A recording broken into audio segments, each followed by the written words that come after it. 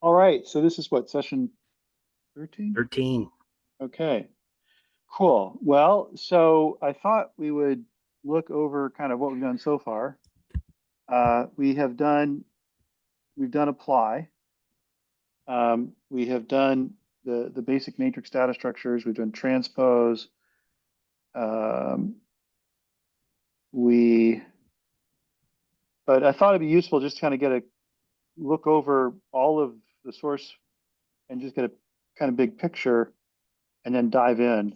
I want to propose we do element-wise add, which is the set union. Take two matrices, add them together, and there's two variants of this: EY's add and EY's union that behave slightly differently, but they both produce a matrix with the same pattern, same structure, adding two matrices together. There's smaller pieces, so we've done apply. Assign is a beast. There's a typo there. Assign is a beast. There's folders on specific objects like the binary operator, creating a binary operator, freeing it. We did builder, we did the built-in objects. We don't need to look at that.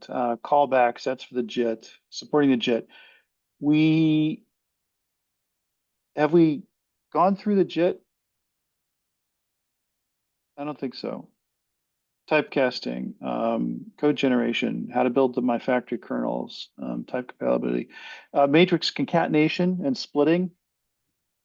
Concat and split are kind of related methods.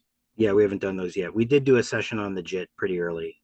That's right. We did do we the went JIT. pretty deep. Yeah. Okay. I've got this whole thing on converting matrices, conforming, different between different formats. That's fairly straightforward process. The descriptor object, the diagonal methods, copying a matrix, setting single elements. That's actually surprisingly difficult to set one element. EY's multiply, which is an EY's operator, and then EY's, these are the shared methods. Extract, okay, that's doing a C equals AIJ. That's the opposite of assign. Assign is CIJ equals A. Extract turns out to be easier. Extract tuples, which is not related to extract at all. Yeah. Which is kind of funny. How to call CUDA, where CUDA is not in the package yet, really. It's just on development. Let's see, what did we get? We didn't do get, we haven't done get set or global stuff. We don't need that. Helper, that's not important because that's the MATLAB interface. Hypersparse. This is for assign extract. Import export, there's also related to that. So ripping a matrix out of its GraphBLAS object into C arrays and putting it back in, and pack and pack are very closely related. Pack and pack is my extension to the spec. Different objects on objects here, start and finish, methods to deal with ISO valuedness, like are you ISO? Make you ISO. The iterator, which is something is not super important. The JIT we talked about, several folders on the JIT. Chronicle product, I've got a wrapper for LZ4 and for Z standard as well, to my two compression tools. Methods for the mask. This we have to do after EY's add, I think, because the EY's add is probably more, not more important, but it's similar. A mask is like an element-wise method. It's C of M equals temporary matrix. Go pipe the matrix through the mask. We talked about the matrix object. Monoids, matrix multiply, that's 15,000 lines of code right there. MXM. Another beast is assign. We want to do these last. That's another almost as big. You wouldn't imagine it should be so complicated, but it is. What else? Pack and pack I mentioned. Pending up tuples, that's a feature of a matrix. Printing a matrix or an object. That's some features I've added to the API. A pretty print. We did reduce. We've not done reshape, resize, nor wait. We did select, did we? Uh, We should keep a Not sure list. if we did select. Yeah, let me We look need at to the go back and summaries real we quick. need to go back and we need to go back and make a list. Not right now. Let's not. Yeah, Let's not. I Uh, don't I don't recall doing select. okay, okay. I was just talking. I was just looking at select. Maybe that's why. Early this morning. So select. That's simpler than EY's add actually. So EY's add is mere. That's 4,000 lines of code. Select is going to be simpler. Serialize, deserialize, how to do parallel tasking. That is actually, see, okay. Um, I don't know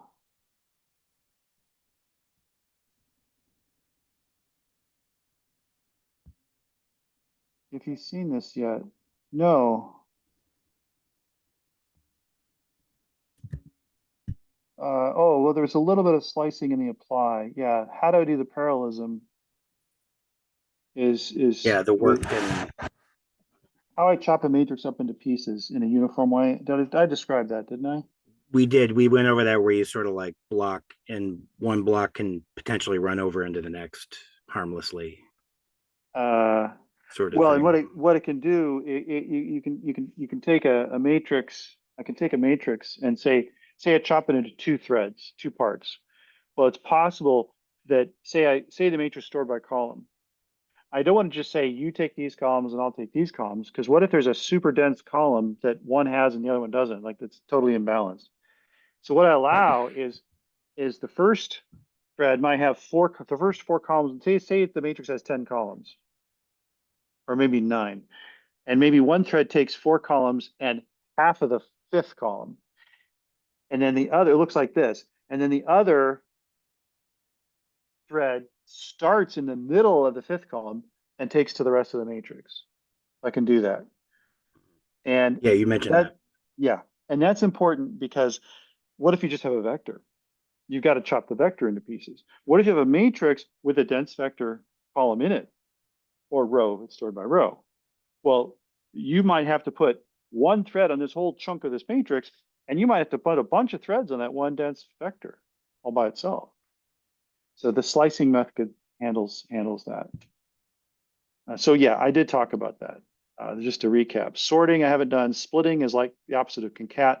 Transplant, transpose we did. The type, the different object methods.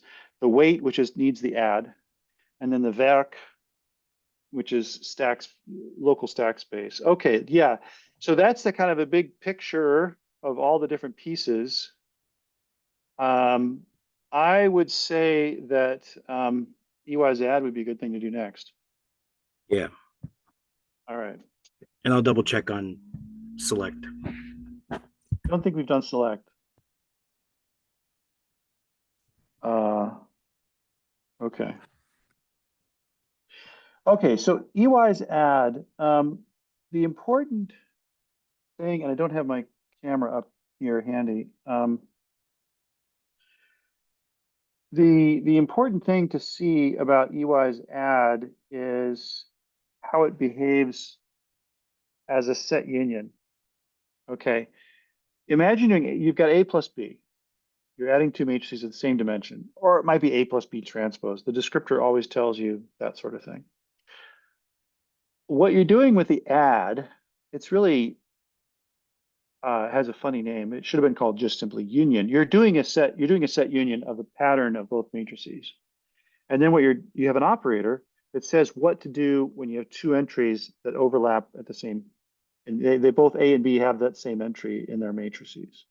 You apply an operator to smash those together into the output, and that goes into the C matrix.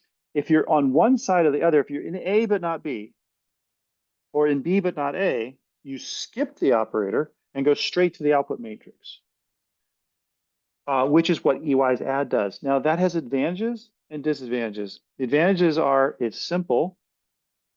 The disadvantages, it's difficult to do and limiting in some respects. It's difficult to do for some cases. For example, what if you have a user-defined data type and you're asking, are the entries in A less than the entries in B? You have a less than operator. You know how to compute less than on your user data type. And you want to apply this. Well, wait a minute.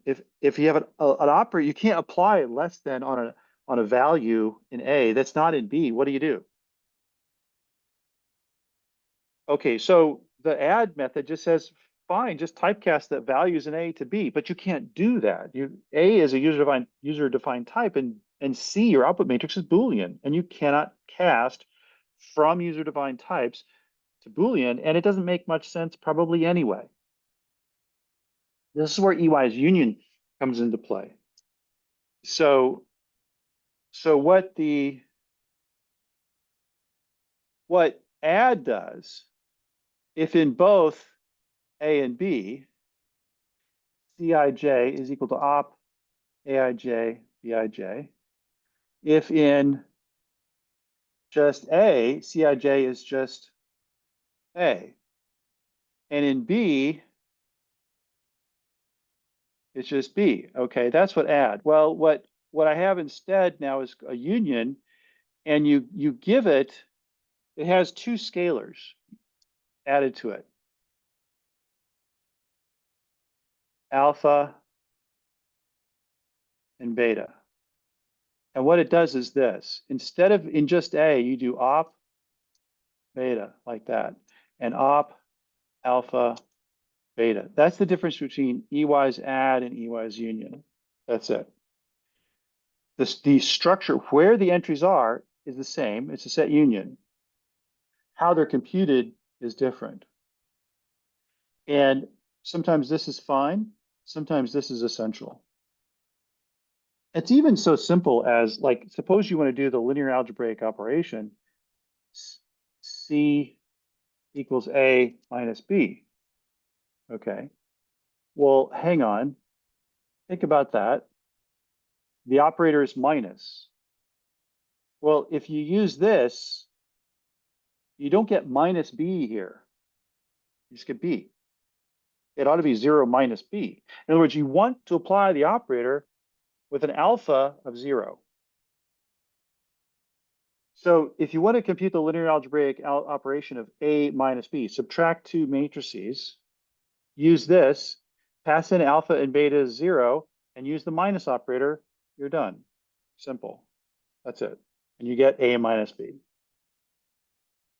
And now, if the operator is a comparator, you're trying to compare items, who's bigger, A or B? Well, if you have like a placeholder value that says, well, it's not in B, you can put that notation in your user-defined type if you like, or there could be some special value in your user-defined space of domain that makes sense, plus infinity, minus infinity, whatever it makes sense for the problem. And that's your beta and that's your alpha. You can define what it means to be less than, Aij is less than an entry that doesn't appear in B. What does that mean for your problem? It's going to be problem dependent, but at the very least, now it can go through the operator. The operator can make that decision as to what to do.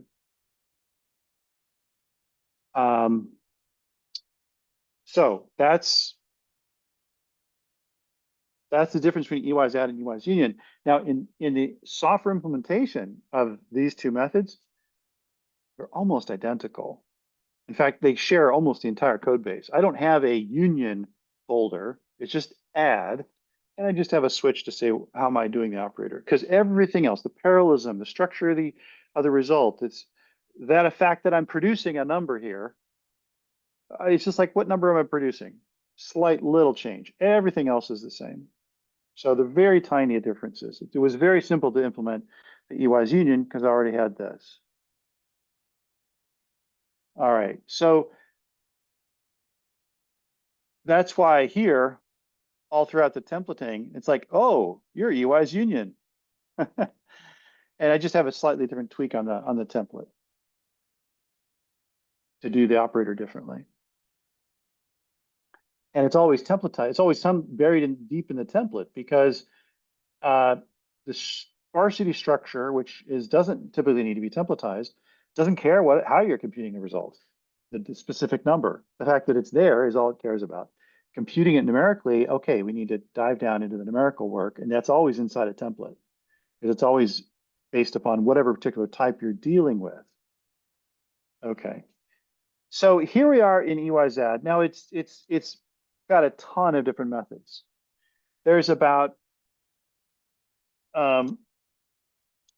let's see, there's 24 different templates here. Some are subsets of the other, but I've got about half of them are bitmap variants and half of them are not.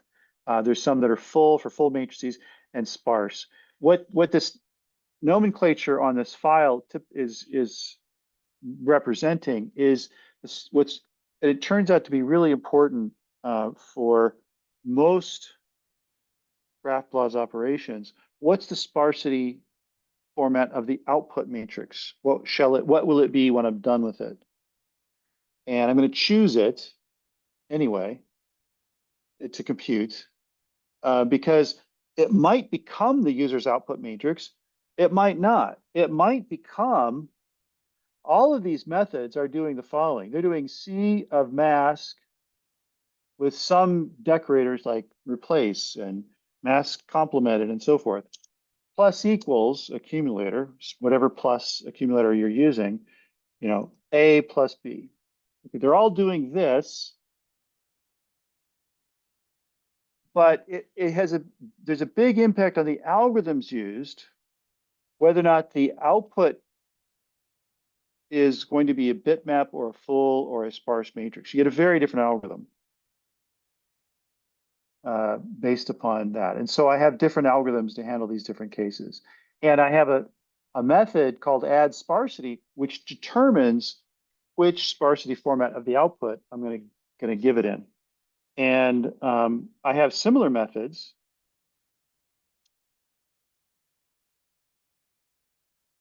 Let's see. For other methods, I have add sparsity. That's EY's add, EY's unions. Emult sparsity, which is different because it's a set intersection, and that's different than the set union. I have matrix multiply, also has a sparsity determination. And so does the masker method, which does the final step. If I haven't accommodated the mask already, if I need to compute something and then pump it through the mask, I call this mask method as a final stage. It varies. Some methods can do some or all of the mask and accumulator phase themselves, and some cannot. And some can in certain important special cases that are used heavily, and I don't need to have a follow-on mask operation. But all of them have the fallback to the accumulator mask phase, except for one folder, and that's assign, because that had decided it needed to do everything by itself. And that's why it's in my implementation, that's why it's so expensive. That's so expensive in terms of lines of code. There's 40 different kernels in assign. There's only 20 here. And actually some of these methods this sparse template probably splits into these three, I think, if I recall. The full template pulls in these 5 methods. The bitmap template pulls in these 12 or so. So some of them they're hierarchical, as you'll see. Okay, so add. I have first the top level. So let's dive into the details of how the add works. Okay. There's the GRB methods and the GXB methods. All right.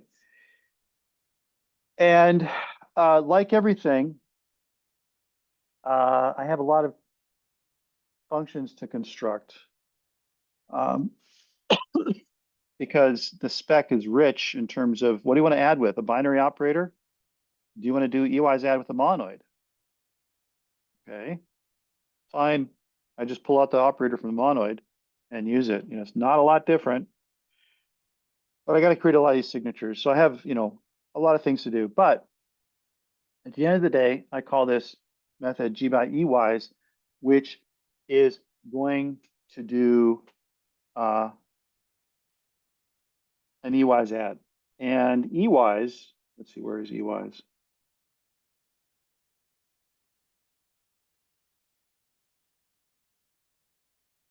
That's in the EYs folder. So we're gonna have to go there first.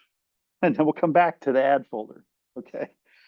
This EYs, whoops, this EYs is going to be doing both EYs add and EYs multiply, both. But there's a lot of similarities between those two methods, and then it will branch off and it'll just choose which one to do. So the vector is very similar because in all of my vector methods, now the user can't do this, but I typecast. I think I mentioned this. I take my vector and I just typecast it to matrix. A vector simply is an n by 1 matrix, full stop. So I don't have to have special versions for vectors inside my code. I just have matrices.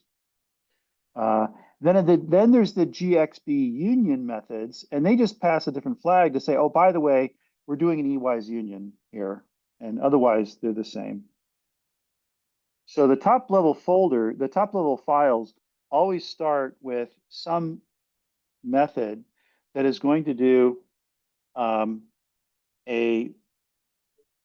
check for inputs, faulty inputs. It gets the descriptor, gets the mask, and calls the EYs method. So all of them dig into EYs. So we have to go into the EYs folder. Now this is fairly small folder because we're very quickly going to jump out of here into either the add folder or the emult folder. And since we're doing EYs add today, we're going to jump quickly into the add folder. But you're going to see EYs multiply here for a moment as well. So this is the EYs add. So it's doing this. It's got a mask and it could be complemented, could be replaced. So I've pulled out the parts of the descriptor already. There's the replace descriptor. There's the mask complement descriptor, the mask structural descriptor, the transpose descriptors. So there's the full description of the problem of the descriptors, the input matrices, C, M, A, B, the two operators, and I might change the operator later on. So that's why I have it called operator in, which I may revise internally to do something, use a different operator to get the same effect.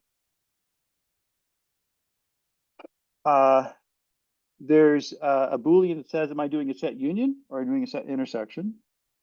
And then there's another Boolean that says, if it's a set union, are you doing an EYs union or an EYs add with those alpha betas? And then I have the alpha betas, which of course don't appear for EYs add or EYs multiply. They'll be null for there. They will be non-null for the EYs union method. Okay, and how big is this file? What do we got? 500 lines, so it's not too bad. The typical start off by making sure everything is sane, checking the domains, making sure that I can do the typecasting. The operator, the types of the matrices are compatible with the operator. I can typecast if need be. And then I have some variants, more checks to do for the certain like add versus union versus multiply. EYs union is just a subset of EYs add. EYs add then splits into those two cases. The typecasting rules are slightly different, so I have to check the domain mismatches differently for EYs add than I do with EYs multiply. So EYs add has more checks to do. You see, this is all for EYs add. Okay. The reason being, let me just really go back to these notes here. This is add, this is union, this is emult. There. Okay, it's producing the set intersection. Now, as a result, there are less constraints on the typecasting that EYs multiply and it needs to support. Okay. This says that the value of A must be copyable into the matrix C. It has to be the same type or typecastable from one type to the other. This does not happen here at all. The only thing at C, the matrix C sees, is the output of the operator. It never sees the type of A and B directly. You never have to typecast from A into C or from B into C. So this, for example, this type compatibility, oh, this is alpha and beta. Like here, the EY's add, you don't have to cast from A to C or from C to B. EY's union, there's different casting. I have to make sure that you can do all these things with alphas and the betas and so forth. So it's slightly different rules as to when the domains can mismatch or not. And then I check the dimensions, make sure everything's kosher. You can have to add two matrices, the same number of rows and columns, affected of course by the transpose descriptor. Okay, now I do my agnostic trick. Okay, I'm going to, if I add, I don't want to have lots of codes to do both this and this and this and everything with the store by row, store by column, transpose or not. I need to I need to map all these into one or few algorithms. So I need to reduce the space. And this space is huge for MXM. It's like 64 variants shrunk down to like 4. EY's add, it's smaller. Okay, but I have to handle that first. First, I find some properties. This is unrelated, I guess. To the formats, finding out properties of the operators. Like it could be an index binary op, which is new, or a positional operator like first I, second I, built-in. I have these older positional indexed operators like first I, which is return the row index of the first parameter, and that would be the value I of Aij. Okay, so that's unrelated.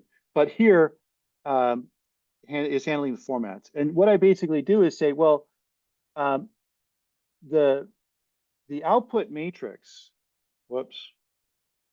The first thing I'm gonna do here is I'm not gonna actually create the C matrix. I'm gonna do T equals, if you will, if I can do this.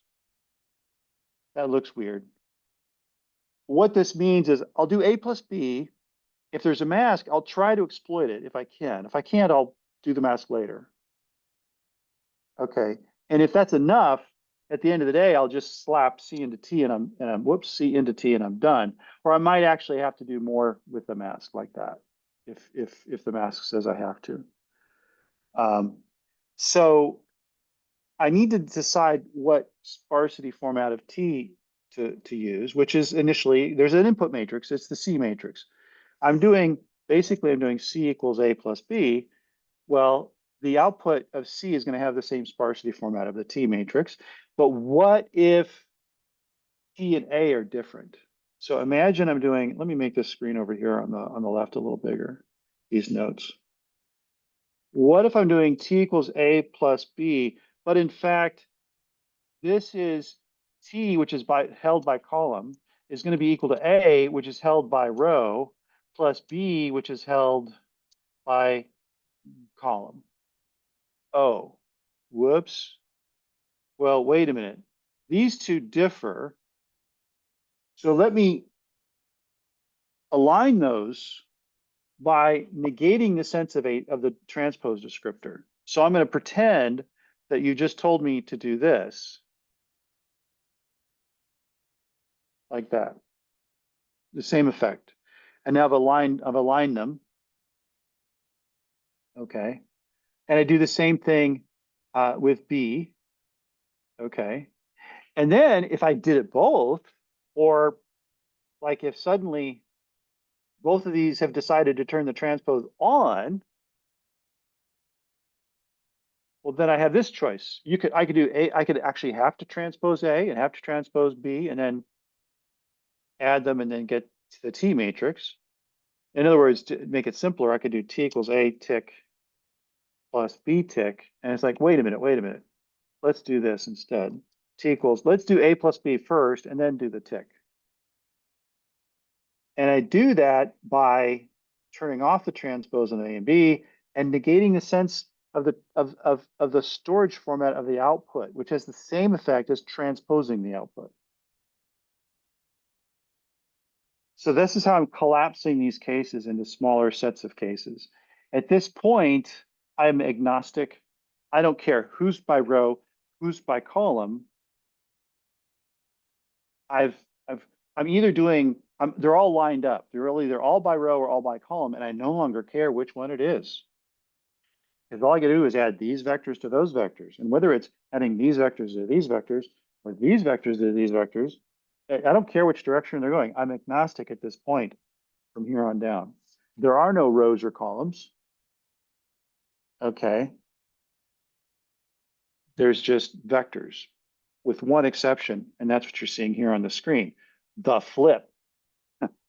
Okay, I've overused the word flip in my code, but I've just recently fixed it. Okay. Now I only use the word flip for two senses, which are very closely related. This is flip ij. If I have to do this versus this, the operator might be an index binary operator, which I now have. And to the index binary operator, this is very different than this. If it's a matrix held by column, and I want to say, what's your row, what's your column? Well, the column is your vector, which vector you're in, the first vector, the second vector, the third. And the row index is where in that vector are you? Okay. But if you're held this way, the row index is the vector, and where you are in that vector is the column index. And the operator needs to know that. So if the operator is positional, I have to revise the operator, essentially. I can do this in two ways. I can just, wherever I call the operator later on, I'll just reverse the roles of I and J. Or it's a lot simpler. Wait, I have a first I operator, and I need to reverse it. Let me just rename it first J. Let me get the column index instead of the row index, and that'll do the same thing. And then I can forget the fact that I have to mess with these indices at all. It'll just work. So that's what I'm doing here. If I can't do that, that must be, it only happens if it's a user-defined index binary op, and I have to fool them. I have to pass in the I and J reversed like that. That's the flip IJ. Now the flip, I used to have an operator. I'm not sure if you've seen the zombies. Have you seen the zombies? How I handle zombies?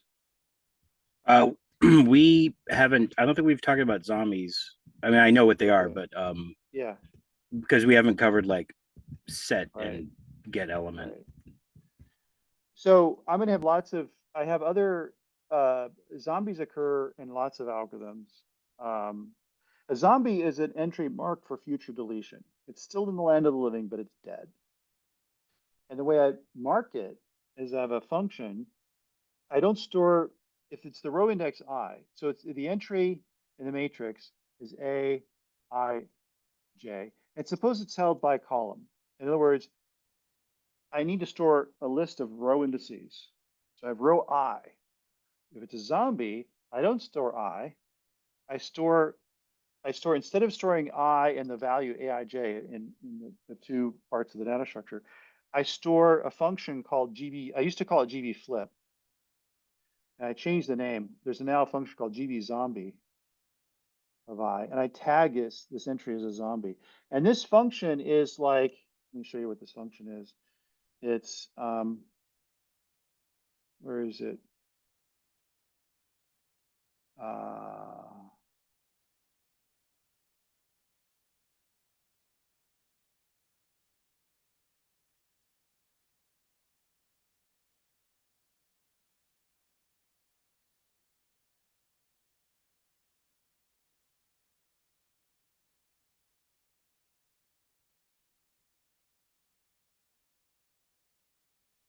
there we go. It's the zombie math.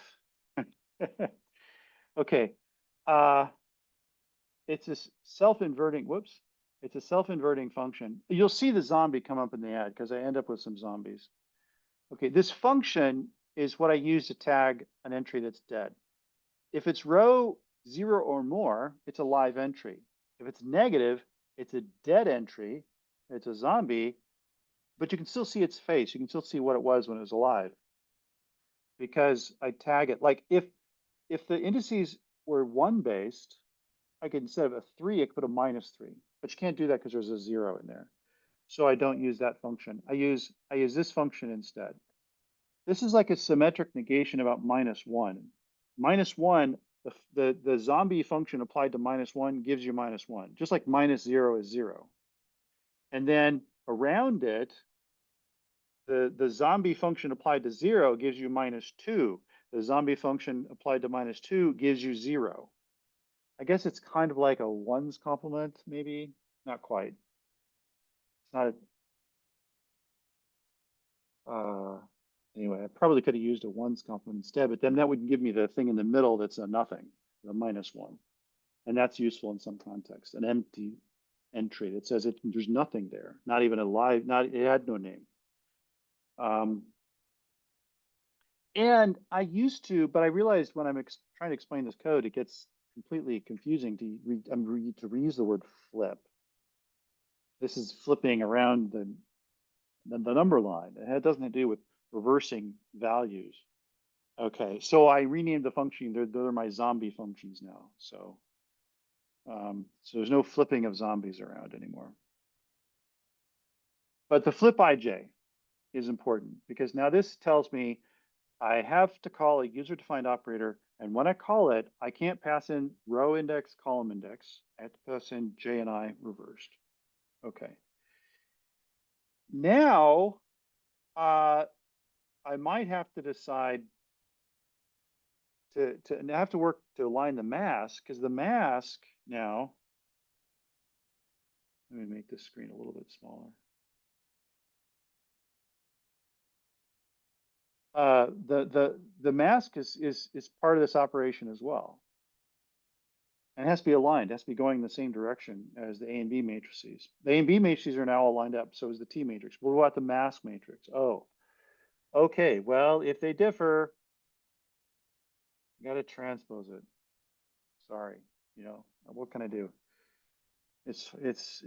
I really don't wish I didn't have to do this. This is expensive to construct an explicit temporary copy of the mask matrix transpose, which I shall throw away, which is such a pity. This happens in other places in the code. In fact, A transpose also has to be handled because it might not be set to false yet. You might actually need to do A plus B transpose, and they may be both stored by row, and you really have to transpose B to get it to line up, or A, optionally, either way. Okay, and I do that as well. We've covered transpose. It's an expensive operation. In LA graph, we don't have to do this multiple times because we have the adjacency matrix in the object, and we have, the cached transpose. And if I ever need it, we compute it and stick it there. MKL sparse takes the same approach inside their sparse library. They may decide the same kind of decision. They might decide, I need to transpose a matrix. I have a matrix that the user sees and has asked me to build, and now I need to transpose. What do? I'll transpose it and stick it inside this object. So now you have both the matrix and its transpose inside one object. I don't do that with GraphBLAS. I decided not to. I might change my mind. The Sort difficulty of like is how hyperhash is kind of stuck exactly. inside. Yeah. I could cache this transpose inside the matrix itself. Now, if I did that, I'd have to very carefully realize when I need to discard it because I don't need it anymore. Or no, it's invalidated because the matrix has just changed. So it would be, I decided not to do this, but in retrospect, maybe it would have been a good idea to have. But on the other hand, if you see it happening, I'll burble about it. If you see a transpose in the burble, know there be costs to that. So, golly, you should have just passed me the transpose to begin with. If you want me to transpose it, I'll transpose it, but I'll throw it away. If you want to keep the transpose the mask first, please, and then call me, and then reuse it later yourself. Just hang on to it yourself. So that's part of the tuning of an algorithm that's using GraphBLAS, is that you can save on these transposes. And this kind of transpose happens inside EY's add, EY's multiply, EY's union, MXM, lots of places. Now, it's not just a transpose though. It's a transpose cast. I apply an operator at the same time as I do the transpose. If I'm transposing it anyway, I'm moving all this data. I might as well apply an operator to it. The operator is a typecast. The mask matrix can typecast to bool. Right? If I'm building a transpose, I might as well build a small one. If I build a Boolean mask with the transpose, it's cheaper to work with later on. With the A matrix,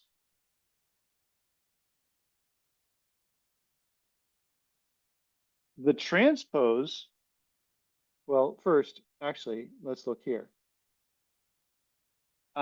This is an interesting test.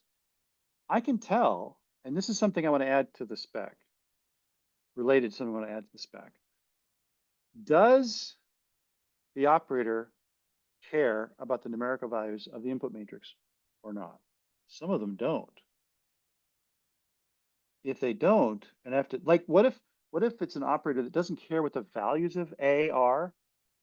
Like, let's go up here. Like, think of EY's add. What if this operator doesn't actually care what the values of AIJ is? Maybe it's only an index operator that depends on I and J,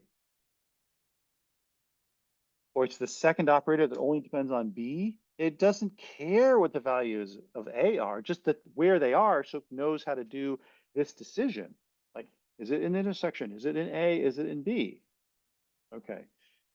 Well, but you see, that doesn't happen for EYZ because there it actually gets the value of A. So sorry, EYZ, you're out of luck. You don't get this optimization. But if you're EY's union, you do. Because if the operator doesn't care what A is, it doesn't care what A is in all of its use cases. Do you see how EY's union can be more efficient than EY's add? Because I can know if I know the operator cares not about what its value of its first input is, then A says, oh, I can just get the pattern of A. I don't care. I'll never read the values of A. Great. That's good to know. The same about B. So now if I decide to transpose the A matrix, I know two things. I know I don't care what the values are. And the transpose cast method takes that as a parameter. It says, just give me the pattern of the output matrix. That saves a ton of data movement, ton of work. But there's one other thing I can do. You see, I need to pass this operator, this value of A, to the X input. See, the operator has the form of Z equals op of X, Y. So this is of type Z type, this is of type X type, and then Y type. Okay, and then of course we also have C of arrow M equals, plus equals A, B, which involves, there's 6 types floating around. There's the C type, the A type, the B type, the Z, X, and Y type, and they can all be 6 different types. However, eventually the A type is going to be passed into the operator and casted to X type. Well, if I'm transposing it, I as well do it now all at once. It'll save me the typecast later. And one reason I did that early on it would be very important for the factory kernels to be able to exploit this and not use a generic kernel, because the factory kernels cannot typecast. There's too many different variants. So my pre-compiled kernels called the factor kernels, which are tons. This is why GraphBLAS takes so long to compile, and I'm trying to reduce this, reduce the number of factor kernels I use. They're fast, they're pre-compiled, they're specific to any given operator and type. But there's too many of them, so I can't afford to typecast. I can't have all the different variants of the typecasting. It's a combinatorial explosion. So I figured, well, if I'm transposing the A matrix, if I cast it, so I'm doing AT equals X type of AT, basically.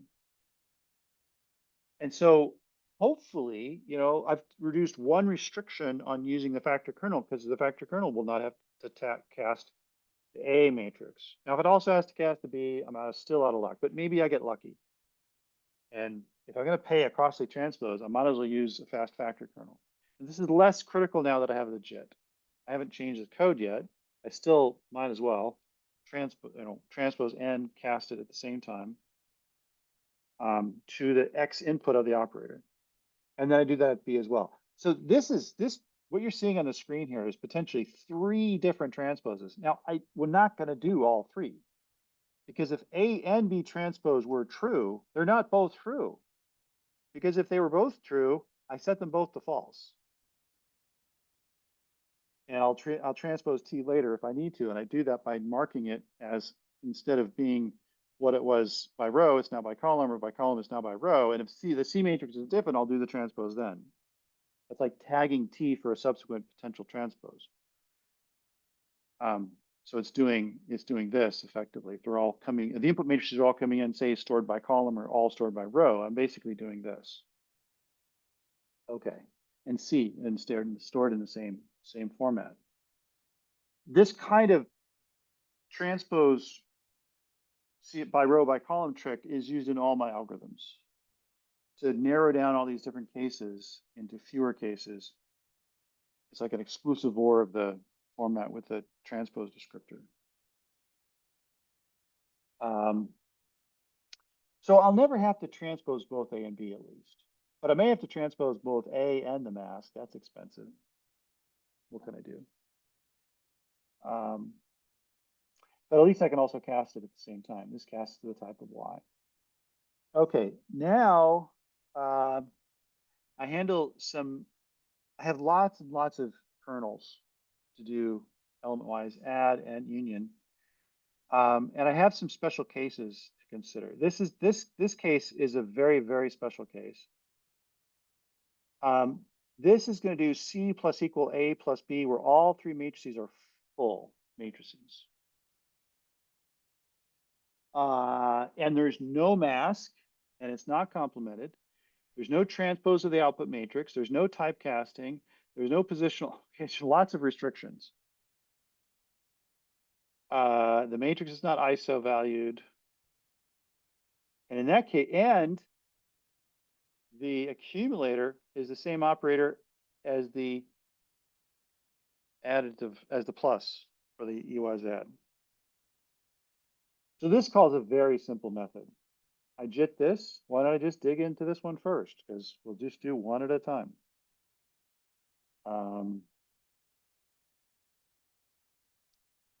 I can kind of tell you quickly how many kernels I have with this right here. Oh, I have 2 here. Oh, inside the JIT, I'll pick different methods. Yeah, that's how it works. Okay, never mind. Right. Oh, that's the phase 2. Okay, so if I do look for JITs in the EYs, I'll see 2. And if I look for the JITs in the EMULT, I think I'll see more. Yeah, I see a ton.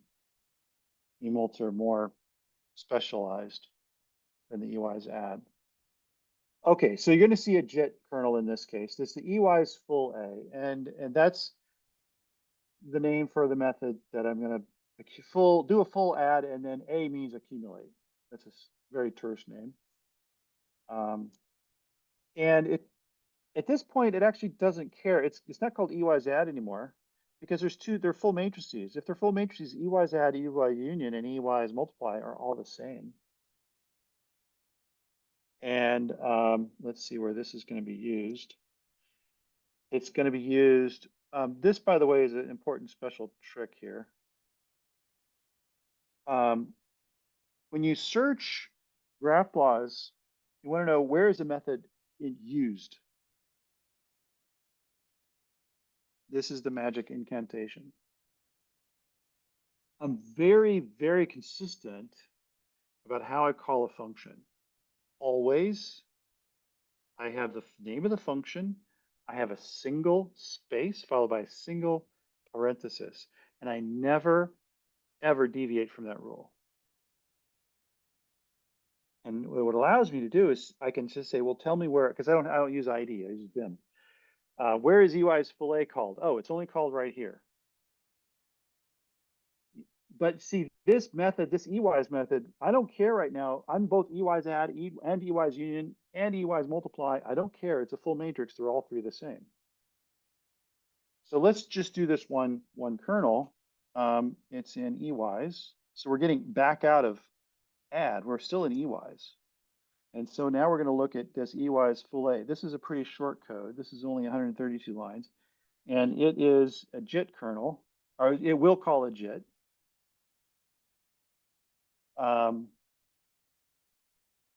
Tons of it. I always start my methods with a thing that says check inputs, and this is not actually doing any checks, of course. This is debugging. I have not, have I explained what this does, the debug structure? I was talking with Peter earlier today about We it. haven't I don't covered think it yet. Okay, let me mention this briefly. This GB0 here, and this assert matrix, okay, and this asserts. These asserts are not controlled with -n debug because I want control of them. I don't want these turned on accidentally.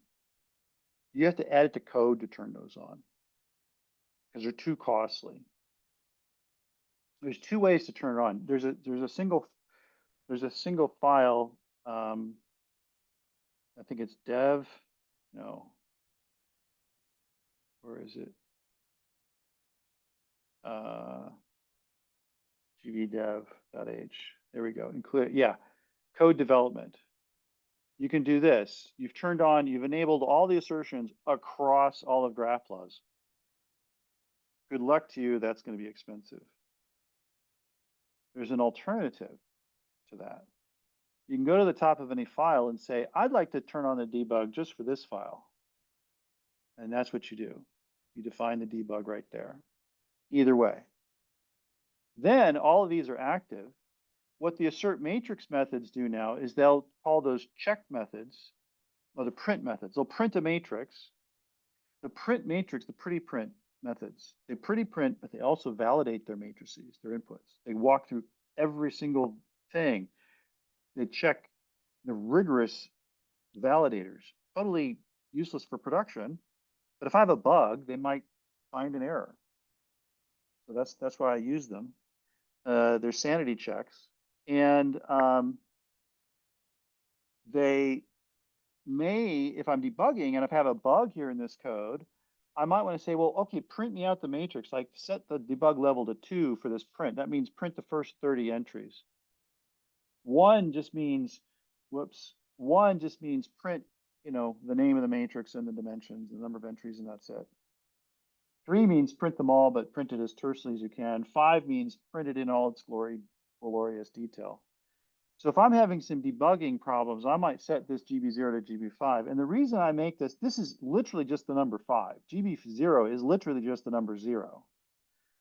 But what I found is I'm debugging, I want to turn on debugging, I want to turn off again. It's easier to look for the GB number, like GB0, and hunt for it than it is to hunt for the number 5, which is just looking like a number. I don't know if it's assertion or something at all. So that's how I control line by element by element what I want to, where I want to do my debug, spend my debug time, and what I want to print, because you don't want to turn the printing on for everything, because you'll see lots of garbage you don't need to see. You can just specifically turn on the things you want to see.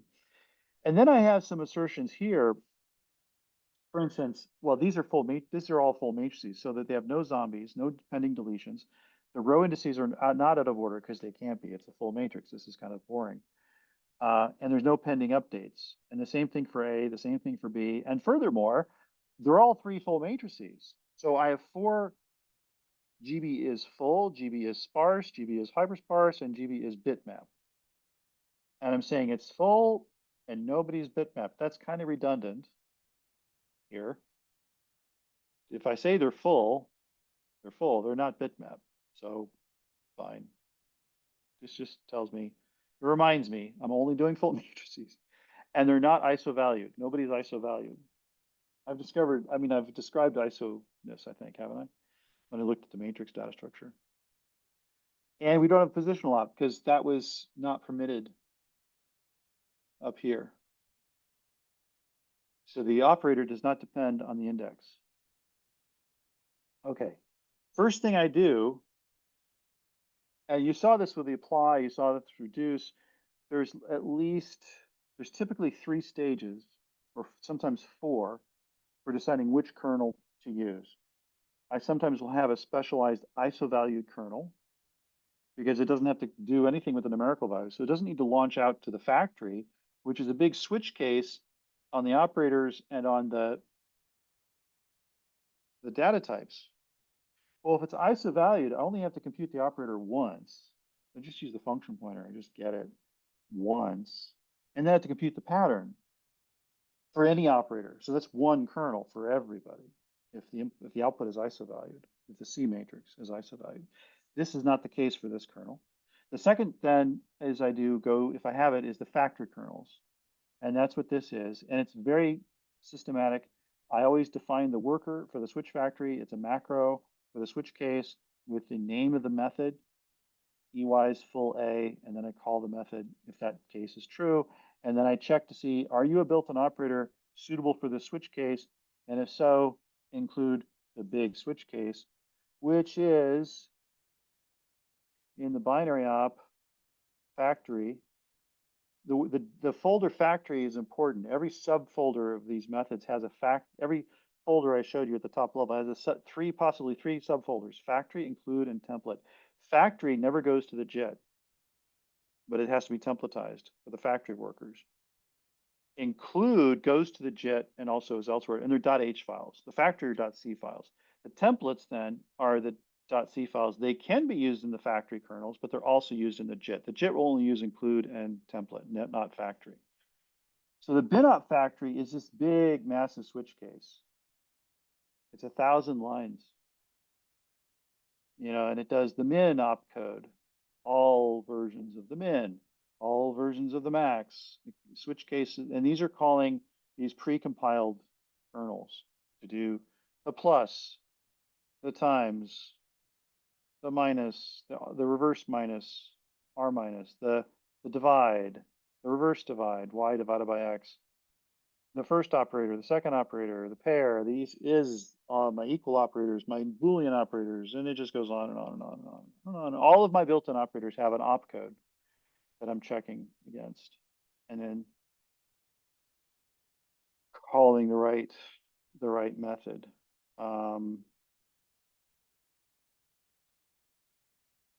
Power, arctangent, hypotenuse, fmod, remainder, all my floating point, complex. This takes 2 reals and makes a complex number from that. Binary get, binary bit get, bit set, bit clear, bit shift, binary bitwise or, bitwise and. I mean, all my binary operators are listed here. And if I have one of them, I will call my factory kernel. Now, my factory kernels, I've not talked about my code generation, have I? Let's not go there. Okay, not yet. I mean, we talked about the JIT, but I don't think we covered this. We haven't covered the factory. I'm pretty sure we didn't. The factory, the code generation mechanism, it's small. It's 5,000 lines of code. Produces all of that beast. Yeah, that's big. It's too big. Okay, these things are calling these EY's full A, which are going to be, let's see, in EY's methods, yeah. So these are all my element-wise. This is one file. So let's look at, I don't know, let's look at element-wise times float double. Okay. This is one of the kernels, one of the files that my code generator produces. It's gonna templatize the binary operator to be x times y. All the types of z, x, and y are double. Remember, there's 6 types. I'm consistent throughout all GraphBLAS. If I have a binary operator, first is input is x, the second is y, the output is z. And there's a z type, there's an x type, and there's a y type. And if you have a matrix, it's an A type or B type or C type. And they're all double. And so in my templated methods, I use these macros then to decide, well, how do I get an entry from the A matrix? How do I get an entry from the B matrix? And so on. Now, this one is going to do, there's tons of methods in here. One of them is the one I'm calling right here. So this switch factory, if the operator is times and the data type is double, this binop worker for the operator and the X name will trigger this condition. So it'd be useful actually kind of to look at this. I'm going to call GBEY's full CEY's full A here. And this has a funny name builder on it as well. That's having to do with something unrelated to what you need to talk about. So this is the function I'm going to call. Okay. And how do I get there? Let's look at that operator. Binary op factory, GB binop factory. Say it's the times operator. So I go to it's going to go down to the times opcode will have been selected. And then it will come down here to the FP64 code. So it's going to trigger this macro binop worker times FP64, which is going to build this name and call this method. So there's the name.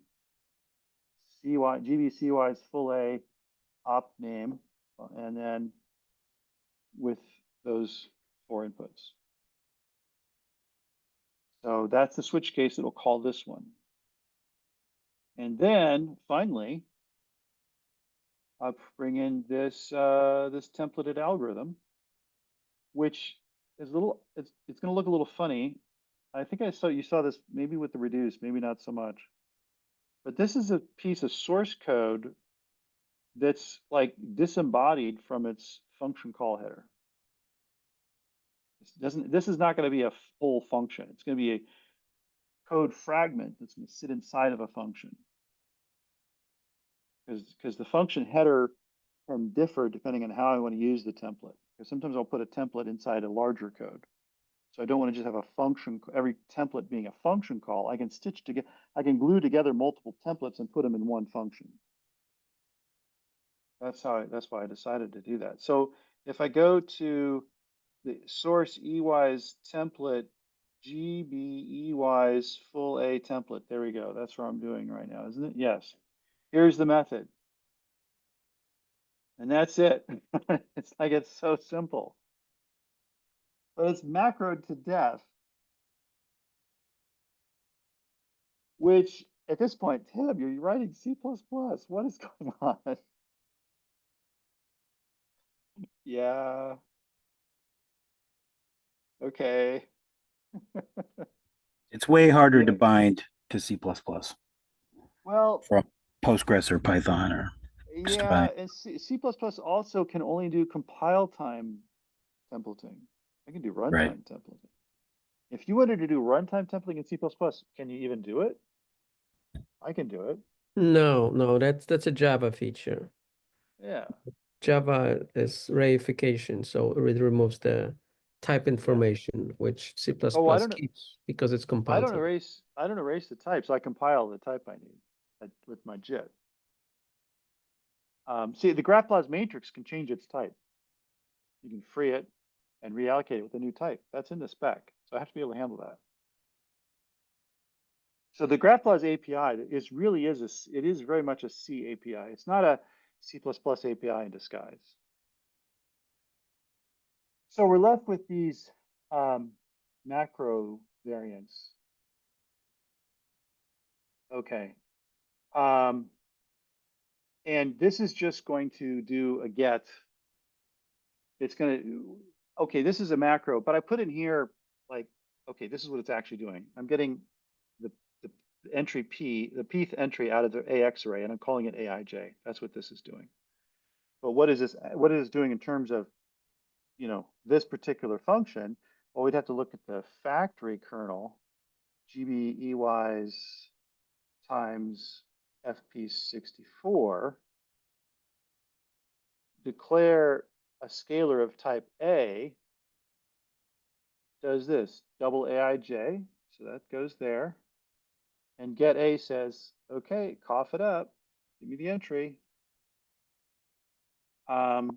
Oh, except A won't be ISO in this case, because I know that's a feature of this algorithm.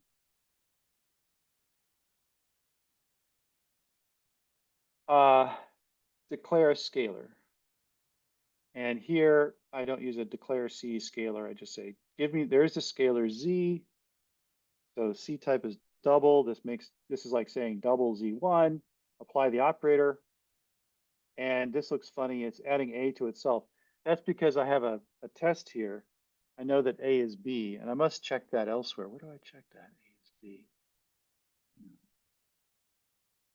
I don't remember. Oh, maybe that was, oh yeah. Are they the same matrix? That does happen. You add a matrix to itself and sum it into, I've C plus equals A plus A. Okay. This is what, so it's a very, very special case. And then I get the value of C, and then I add it to, I call EY's op. EY's op is the element I's op for this, where is it defined?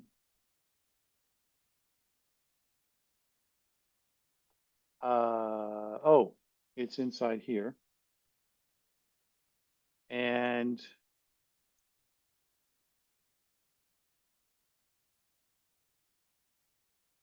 it's in the shared definitions. So EY's op is a catch-all. If you haven't defined it, it's just the binary op. But some JIT kernels may define it directly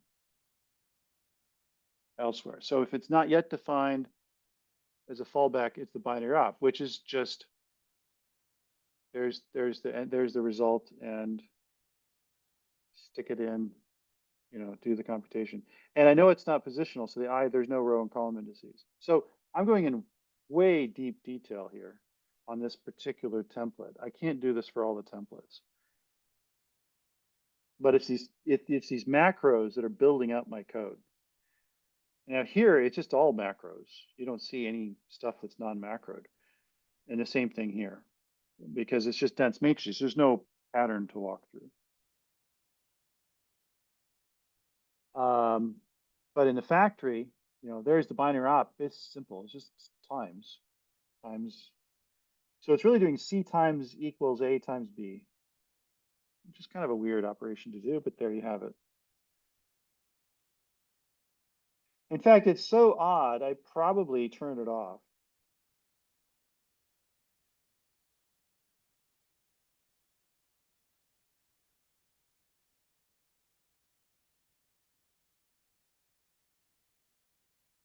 I might decide no, I don't turn it off. Where do I turn it off? No, it's enabled. Because it's just the times operator, EYs. Yeah, this file is not so critical anymore, but it used to be the only way to decide which kernels are going to go fast, factory kernels, and which are not. And I had too many factory kernels. I needed to prune them down. So I decided I would make at least compile time when you build GraphBLAS controllable. So you can edit this file Or you can do dash G, like I don't need int16. So don't compile any factor kernels for int16. Every factor kernel has a disable flag. So this entire folder, this entire file here on the left, this is the times what's the name of this file? Times EYs times double FP64. Okay. Well, if you got no times, or you got no double, or if you got no times double, then turn you off. Disable you. Otherwise, don't disable you. And then down here, if you're disabled, well, looks like I never disabled this. I don't disable these. They're basic, very simple functions. But I disable the bigger things. I disable this, and if a kernel is disabled, then this just it's a stub. You do this is A times D. It's a matrix multiply, but it's in the EYs because it only uses the multiplicative operator of the matrix multiply. So I treat it as if it's an EYs operation. There's no monoid used. It's a column scale algorithm. So, but if I decide to turn it off, or if the end user, like FalcoDB, they switch off a lot of my factor kernels to make the binary smaller. I call it and it says, nope, didn't do it. Okay, didn't do it. If we didn't do it, then EY's full A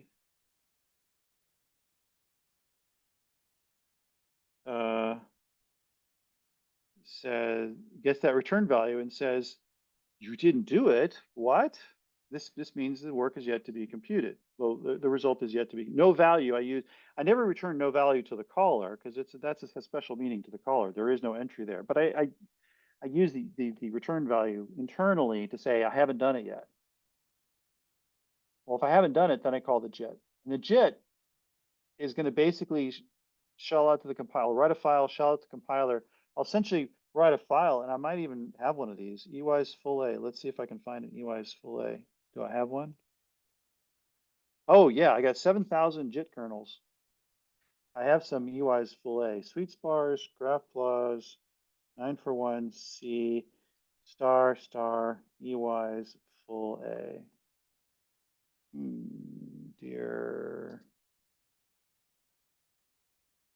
Oh, that's curious. You got full N's, not full A's. Why don't I have those? That's interesting. I'll have to check into that.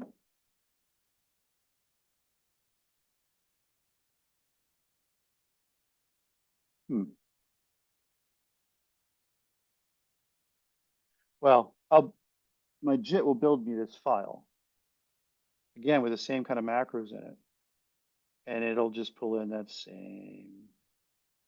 Well, it'll pull in a kernel which is a wrapper around that same template, but specialized even further.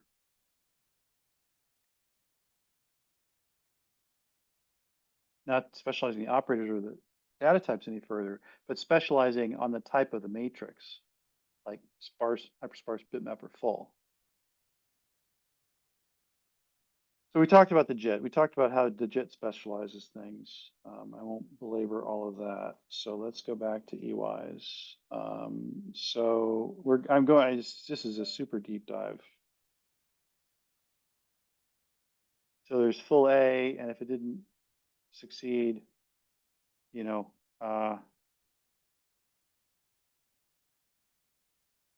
value says I couldn't do it.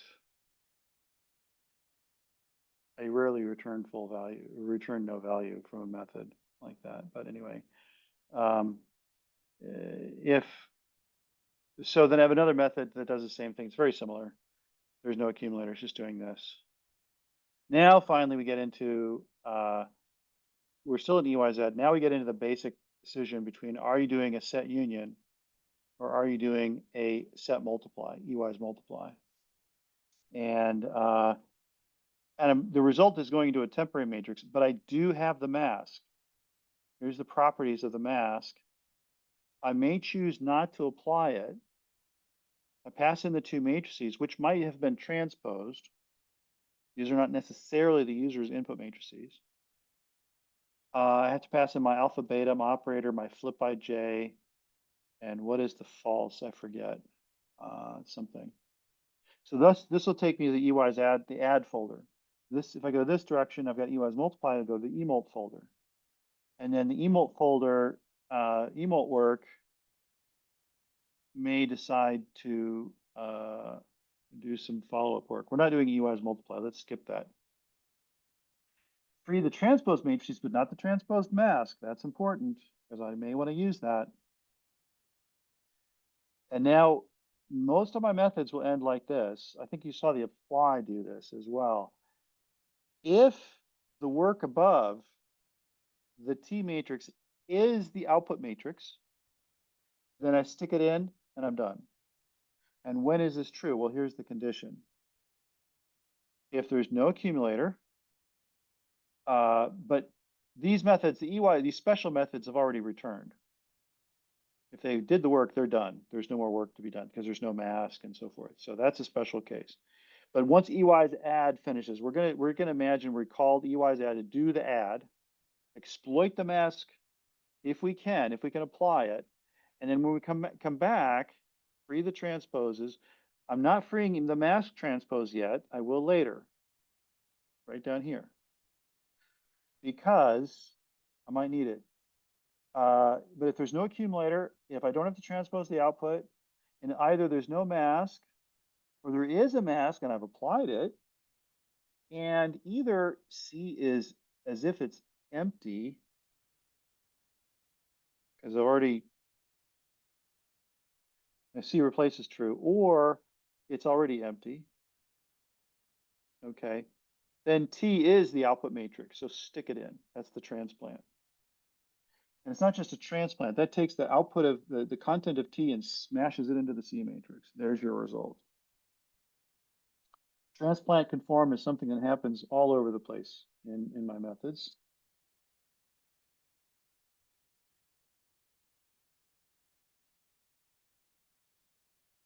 Just about all of my GraphBLAS methods finish, oh, well, sorry, 7 of them. Either a transplant or a transplant conform. I do have a hard stop in 8 minutes, so just let you know. Okay, well, we're almost to the end of this file. And then we're done. Otherwise, we got to pump it through the accumulator mask phase, which is in the mask folder. That's this method. That's gonna do this operation right here, which itself might be an EY's add. Because if it's got an accumulator and there's sparse matrices, it's call add again, right? So I'm gonna come back here to do the same, right? It's gonna do the same thing. It's recursive, I guess. It won't call it EYs, it'll call add again. So GB add. Now finally, we're ready, and we only have 8 minutes to get into add. So finally, if we decide, hey, I really got a big add problem to do, we go here. And this is the entry point into all this goodness below us. Which actually we started here, but we decided we first went out into the EYs folder, and now we're back. Now we're doing a sparse add. And we covered dense, and so yeah, if sparse is pretty detailed, we can agree to make that the next session. It is detailed. It's this file here is 254 lines. It breaks into different phases of it. Yeah, it's more. You got a bunch of submodules in there. It looks like that I probably do. Yeah. Phase 0 determines what the sparsity, finds the output vectors, because you got a set union of the vectors if it's hypersparse.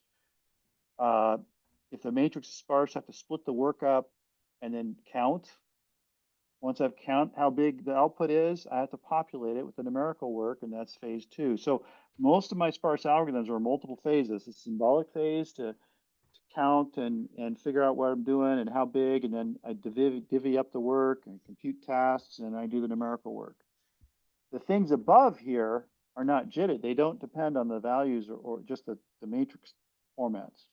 This gets JITted or in the factor kernels. So if I go to the add folder, and I'm almost ready to hit a stopping point here. you see, only call the JIT and the factor kernel inside the phase 2 method here.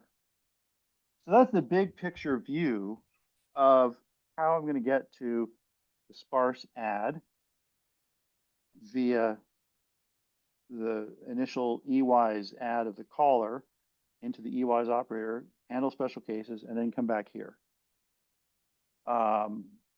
And so, yeah, I say we start here next time. Perfect. And I'll remember this time where we're supposed to pick up next. Cool. Those deep dives, you know, it's like, where was I again? Yeah. Well, and like you said, it's algebra, so they're all interconnected, and you go up, down, left, right, you're going to run into, you know, it's all hall of mirrors like this. Yeah, it is, because it's all, everything talks to everything. You know, I tried to I used Doxygen for a while for my code. I had this call return structure of my code, and it was a rat's nest, which doesn't reflect the simplicity, because it's linear algebra. Everything, yes, everything should be calling everything. It's not some tree. Yeah, that's a very, and Doxygen, if I remember correctly, comes out of C++, which is a very taxonomic sort of top-down philosophy of design. Yeah. Cool. All right. Well, yeah, I'm gonna hop here. I'll stop the recording here.